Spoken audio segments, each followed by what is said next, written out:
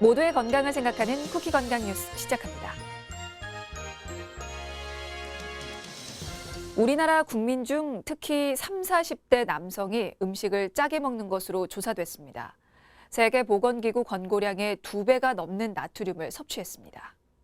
최근 식품의약품안전처가 밝힌 심층 분석 자료에 따르면 지난 2018년 우리 국민의 일일 평균 나트륨 섭취량은 3,274mg으로 세계보건기구 WHO 권고량 2,000mg의 1.6배 수준입니다.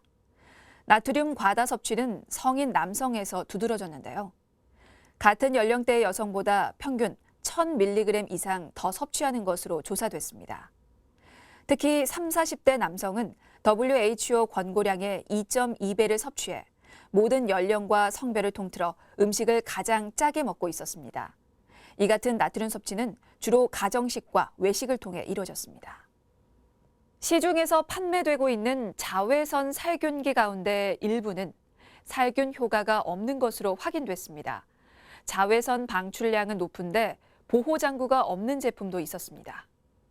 최근 한국소비자원이 충전식 자외선 살균 제품 25개를 조사해봤는데요. 3개 제품에서 살균 기능이 있는 파장이 방출되지 않았습니다. 또 호흡 기능을 저하시키는 오존의 발생량이 기준치의 5배를 넘긴 제품이 있었고 상당수 제품은 강한 자외선을 방출하면서도 사용자의 눈이나 피부를 보호하는 장치를 갖추지 않았습니다. 소비자원은 국가기술표준원에 관련 제품들의 안전기준 마련을 요청할 예정입니다.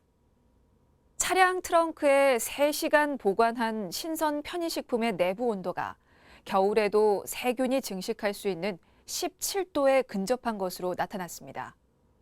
경상대 농화학식품공학과 연구팀이 대형마트에서 구입한 훈제 닭가슴 샐러드의 시간 경과에 따른 품온, 즉 내부 발열로 높아진 물질의 온도가 얼마나 변했는지 측정해봤습니다. 차량 트렁크에 3시간 둔 제품의 최대 품온이 봄에는 18.5도, 여름 42도, 가을 29.2도, 겨울 16.8도로 차이를 보였는데요. 날씨가 찬 겨울에도 신선 편의식품의 품온은 10도 이하인 냉장 온도를 크게 웃돌았습니다. 연구팀은 논문을 통해 식중독균 등 각종 세균의 증식이 충분히 가능한 온도라며 알루미늄으로 안쪽이 코팅된 박스를 이용하면 이동 중 세균 증식을 억제할 수 있다고 설명했습니다.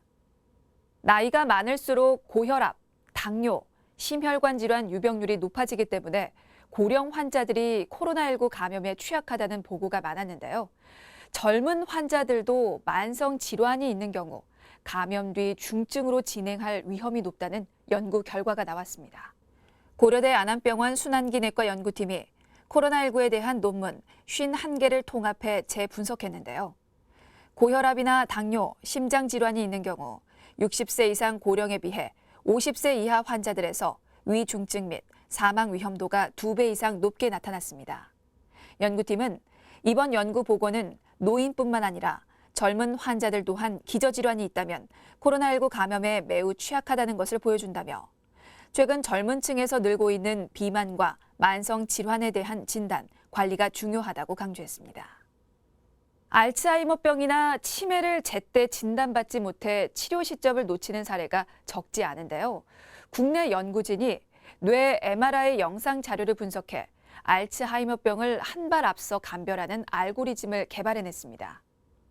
분당 서울대병원 정신건강의학과 연구팀은 알츠하이머병의 조기 진단에 활용할 수 있는 딥러닝 알고리즘을 개발했다며 한국인과 서양인의 뇌 MRI 자료를 알고리즘 학습과 검증 작업에 사용했다고 전했습니다.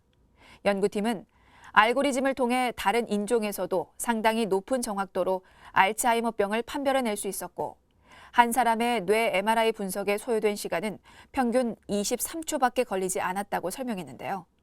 연구팀은 또 단순 두통이나 어지럼증이 있을 때도 뇌 MRI 검사를 받을 수 있는 만큼 그 영상을 알고리즘으로 분석하면 알츠하이머병 여부를 쉽고 빠르게 확인할 수 있을 것이라고 덧붙였습니다.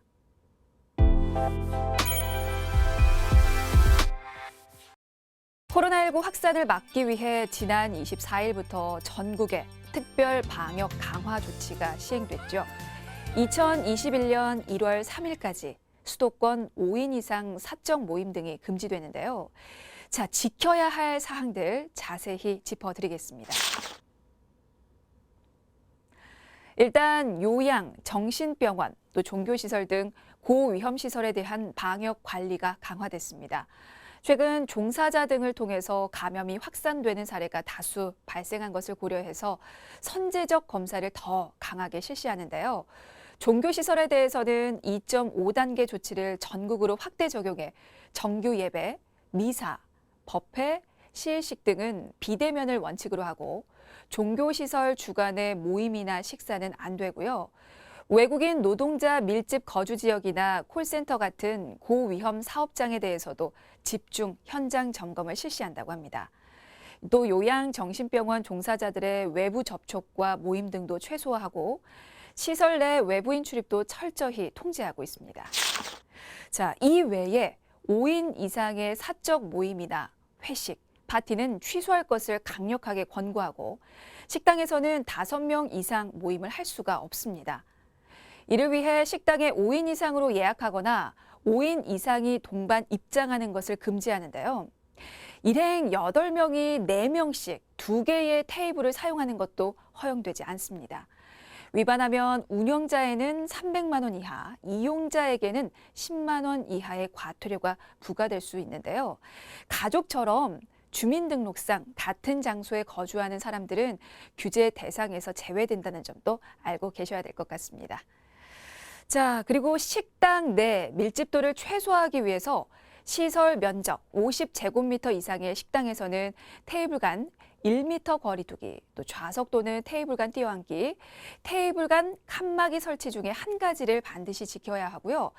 개인 모임이나 파티 장소로 빈번하게 활용되던 파티룸 역시 집합 금지 조치를 취하고 있습니다. 또 영화나 공연을 함께 보기 위한 모임이나 또 만남도 최소화하기 위해서 전국의 영화관은 오후 9시 이후에는 운영을 중단하는데요. 좌석 한 칸 띄우기를 실시하고 공연장의 경우는 2.5단계 조치에 따라서 2칸 띄어앉기를 시행합니다. 자, 그리고 연말 연시 이용객이 밀집될 수 있는 백화점이나 대형마트도 방역 수칙이 강화된 곳인데요.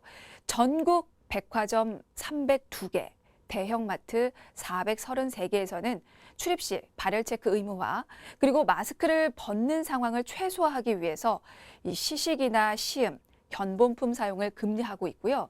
또 겨울철 많은 사람들이 이용하는 스키장, 또 눈썰매장, 스케이트장 등 겨울 스포츠 시설은 전국적으로 집합 금지 대상이 됐습니다. 최근 강원도 스키장에서의 집단 감염 발생과 또 연휴 기간에 스키장 등을 이용하기 위한 관광객 또 여행객들 증가로 인해서 감염 위험이 높아질 것을 고려한 조치 사항인데요. 여행이나 관광 및 지역 간 이동을 줄이게 하려고 리조트, 호텔, 게스트하우스, 또 농어촌 민박 등의 숙박시설은 객실의 50% 이내로 예약을 제한하고 있습니다. 객실 내 정원을 초과한 인원은 숙박할 수가 없고요. 숙박시설 내에서 개인이 주최하는 파티 안 되고요. 숙박시설에서 주관하는 행사도 금해서 게스트하우스 파티, 바비큐 파티, 신년 파티 등도 물론 개최할 수가 없습니다. 연말 연시에 방문객이 많이 찾는 강릉의 정동진이나 울산의 간절곶, 포항 호미곶, 서울 남산공원 등의 주요 관광 명소, 또 국공립공원 등은 폐쇄하고 방문객의 접근을 제한하는데요. 답답하고 적막한 연말 연시가 되겠지만 연말 연시 전후로 모임과 여행이 증가해서 감염이 확산되는 상황을 예방하기 위함이니까요. 모두 조금만 더 참고 견뎌주시길 부탁드리겠습니다. 이상 건강톡톡이었습니다.